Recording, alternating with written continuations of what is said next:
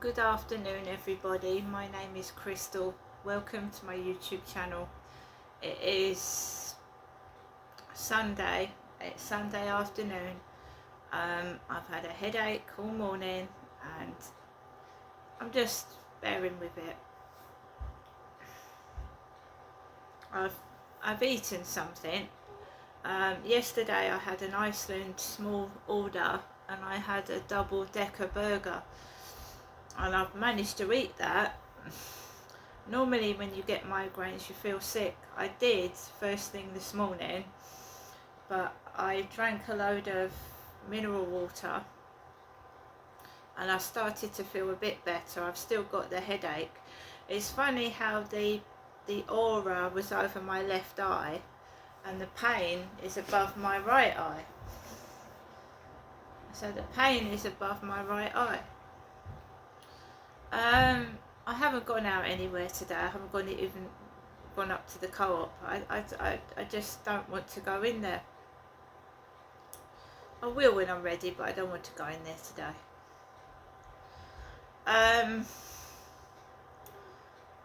So I told you I had a headache first thing this morning. It was really, really bad, and I had to wait for about an hour for it to just, like, the aura to go away. And I felt like dizzy and unsteady on my feet, and migraines do that. I don't know why, but they do. So I felt very, very tired and lethargic. I had a shower because a shower wakes me up. I used to do that a lot, have a shower when I got one of these headaches. And I know I couldn't see properly, but it's like a blind person. You can know where everything is when you can't see. I've lived in this flat nearly 5 years and I know where everything is and where roughly I am if I touch something. So with a migraine, you ask anybody that has a migraine with aura, it feels like you're blind, you can't see. It's like your eyes are obstructed by these flashing lights and you cannot see anything. And it affects your hearing and your speech. You can't form the words to speak, and your hearing is either hypersensitive and you can hear everything, or like me this morning, I went completely deaf. I think the migraines I'm getting as I'm getting older are bloody worse. They're a lot worse. They last a shorter amount of time, but they're worse. The pain and the numbness is worse. All I did was go into the bedroom, look out the window, and basically the blast of the sunlight through the window went into my eyes and it blinded me. So I'm walking around the flat in my sunglasses.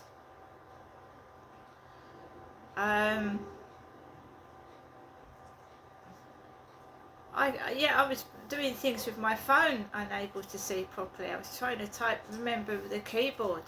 I learned typing years and years ago at college. You know how they used to teach you to type on fucking manual typewriters. So I'm just trying to figure out where the letters are on the keyboard. Do you know what I mean? Trying to type the bits into the computer. The dogs are off again. Who let the dogs out? It's women. It's females letting their dogs on the balcony and they're barking.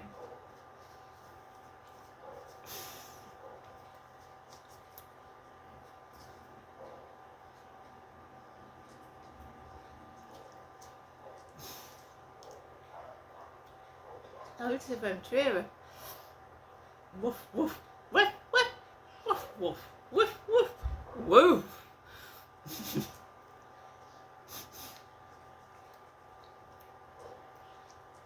Just having a cold yogurt.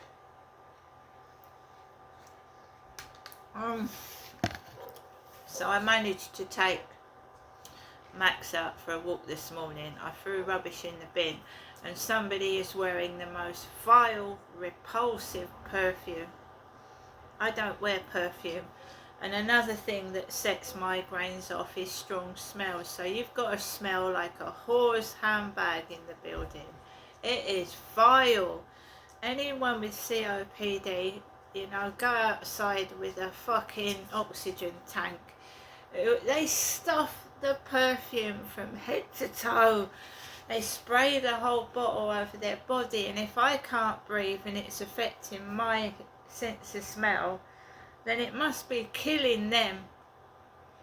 Why do they cover the most expensive perfume? And you find the most expensive perfume smells like shit. It does. And they cover it, they spray the whole bottle over themselves. And I can't breathe and it's not on me, so you can imagine my coughing, do you know what I mean? Don't wear perfume.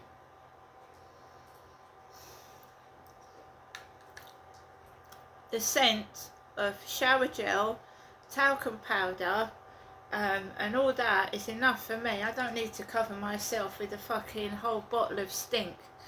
And it's rancid. I've had to open the window in downstairs. I can't breathe. Vile perfume. Absolutely vile. Eau de toilet. Went out the building and I just wanted to walk Max and come home. It's hot out there, it's boiling. And remember that the hottest hours of the sun is between 12 and 3. So if you want to avoid the really really hot, don't go out between 12 and 3.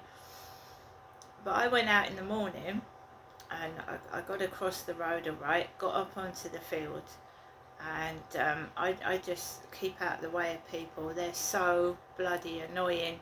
They do the most rudest things and expect to get a reaction out of you, and I didn't feel well and it was unfair, but I just walked past it. So going on to the field, there was a few people about, you know, girls walking together, 2 women walking together. A lot of that going on this morning, 2 women walking about together.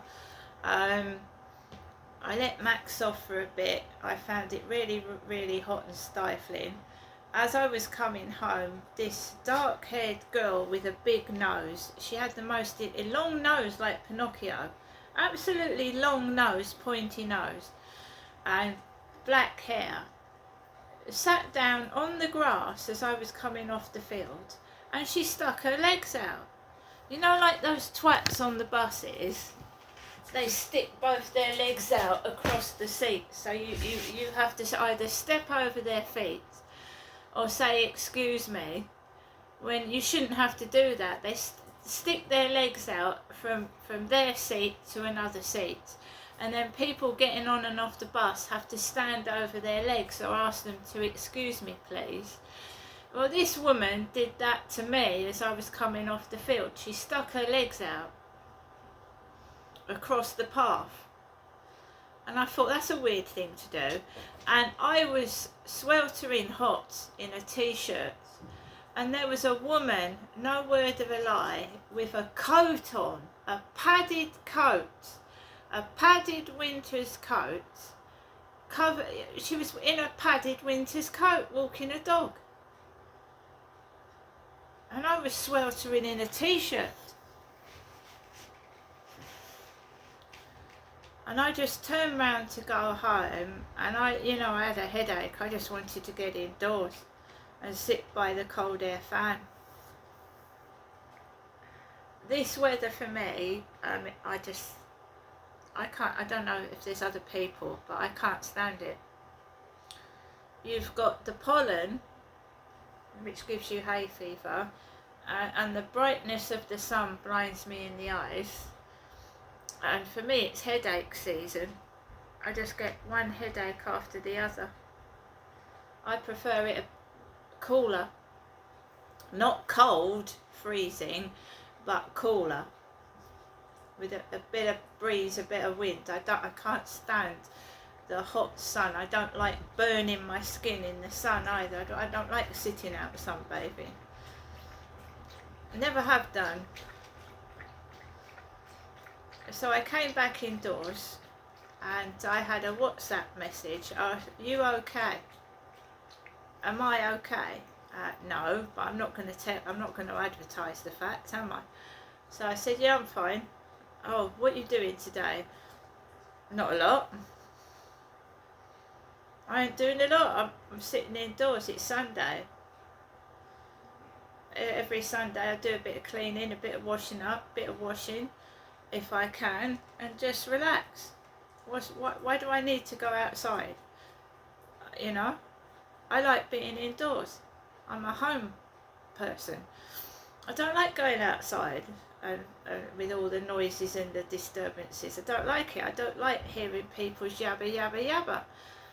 They were yabbering on the field, and like they come out with dickhead, arsehole, and I'm walking past and I'm thinking, well, you know, why do you have to say someone's a dickhead and arsehole at the top of your voice when I'm walking past? Maybe I am. I don't give a fuck. It's none of your business if I'm a dickhead and arsehole. Do you know what I mean? So that you're walking along the path, right? Oh yeah, dickhead. Yeah, an arsehole. I don't care. If that's what you call women, that's up to you. But I'm a woman.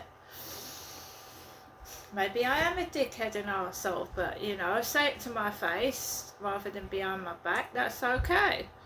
But I don't think nothing of people that shout things out behind people's backs.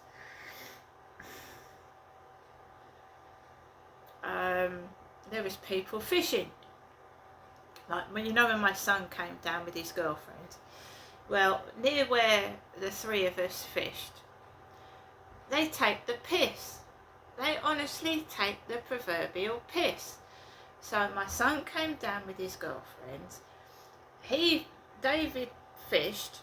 I didn't fish. And now what was stood there this morning was an old man with a bald head, a blonde-haired woman, and somebody else. Three of them just stood there staring at me when I'm walking my dog, where my son came down to do the fishing. Opposite, there was some guys fishing in a baseball cap. My son had a baseball cap when he came down, and he stood on the step and he tried to fish. So they copy, they mimic. That's what gang stalkers do. They copy you, they copy your family, they copy your friends, because they want to know all about you so that they can make you feel inferior, they can make you feel horrible and control you. But they don't control me because I don't get triggered anymore. I just call somebody to calm me down, or I just ignore it and put music on and rub them up the wrong way, you know, put some music over their horrible voices. You know, I was coming home the other day.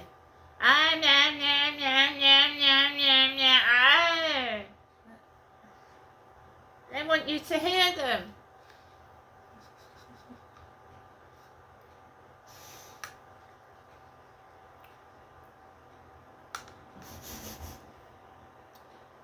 Another thing, I started following this guy on TikTok, and he had his hair in a ponytail. I like men with long hair, I do. So I started following this guy in Norway because he did weightlifting, and I'm into keep fit myself. And I want to learn all about keeping fit and all that. So I started following this guy in Norway, and he had a ponytail, and he had a head full of hair. They cut the hair off. A couple of months after following him, he shaved his head bald. He shaved his head bald. He said he's got more power with his hair shaved off. In fact, Alexa, who was Hercules? According to Wikipedia, Hercules is the Roman equivalent of the Greek divine hero Heracles, son of Jupiter and the mortal Alcmena. In classical mythology, Hercules is famous for his strength and for his numerous far-ranging adventures. Alexa, where did Hercules' strength come from? From reference.com. Hercules' strength came from his father Zeus, the ruler of all gods. Well, there's somebody in mythology that had strength within their hair. So this guy has shaved his head bald, and he said he's got more strength with his hair cut off. Well, I will never ever shave my hair off. I love my hair. And I think you've got more strength with your hair than with it off. So I'm not shaving my hair bald. The guy next door has got a bald head. He's got a bald head. I'm not bald. This is my own hair. You're mixing me up with somebody else, so you're going to come a cropper. I am not a man and I'm not bald. This is my own hair and I'm proud of it. So I came back home, I cooked my lunch, I'm having a couple of cold yogurts, and yeah, they try and rub you up the wrong way. You know, take the piss, let their dogs bark as loud as they bloody can, because in the past it worked.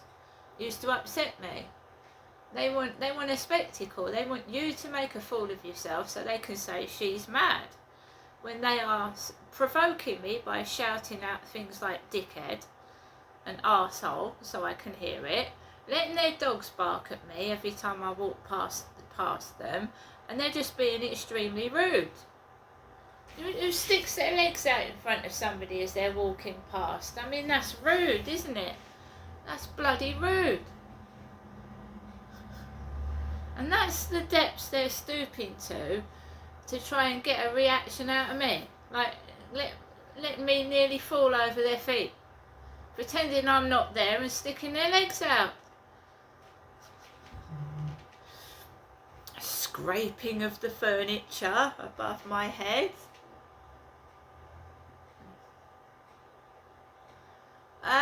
Yeah, so I'm going to put the radio on and see what's on the radio this afternoon. I hear there was protesters trying to do something at the London Marathon.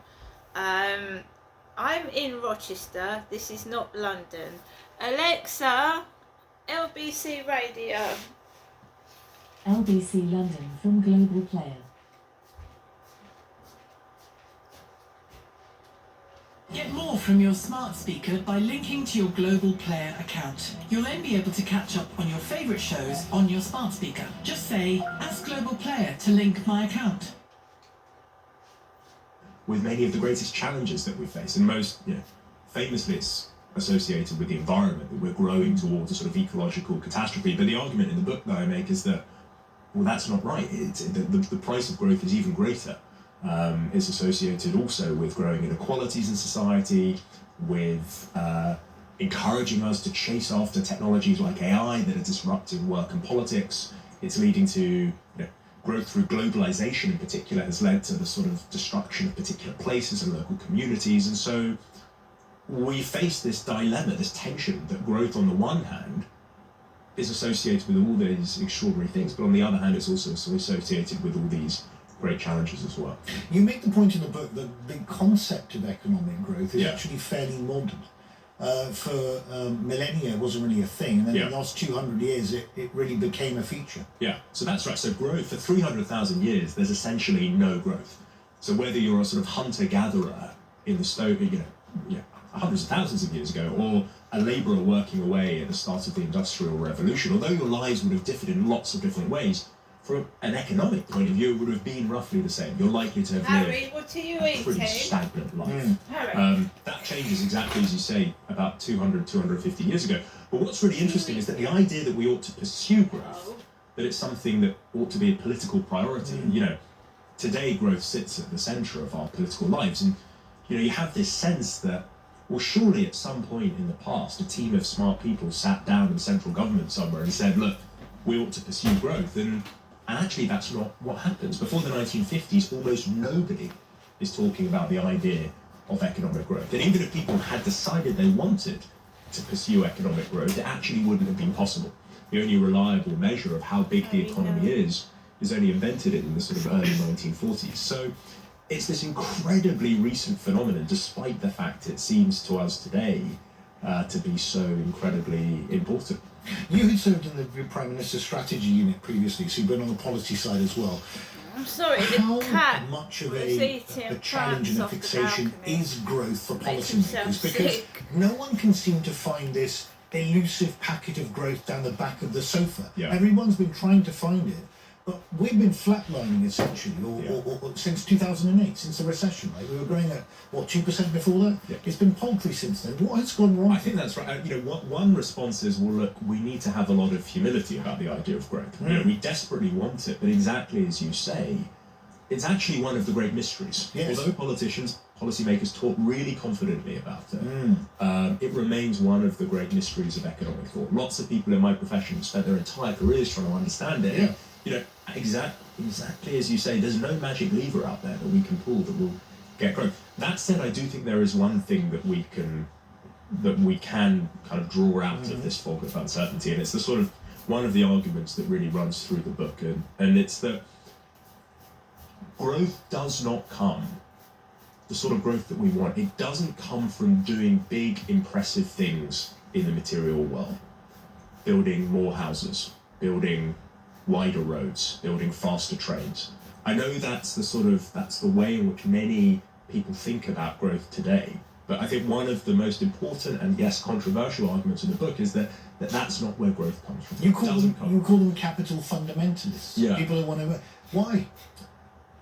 Because it's this idea, and that we ought to invest in impressive things that we can see in the world and touch with our hands, and some people are quite fundamentalist about it, particularly less in the sort of in a kind of developed country like Britain, although the way in which people talk about infrastructure investment and things like that today does resemble that. But if you look at the way in which many international organizations and policymakers thought about the route to prosperity in developing countries, it was often exactly the same.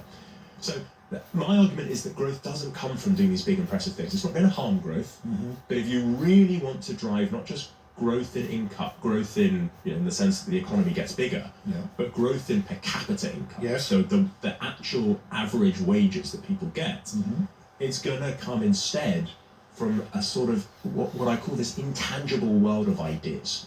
It comes, in short, from technological progress, from discovering ever more creative, inventive, ingenious ways of using the sort of finite resources that we have. And you're saying that ideas are basically free, and there's no limit on ideas.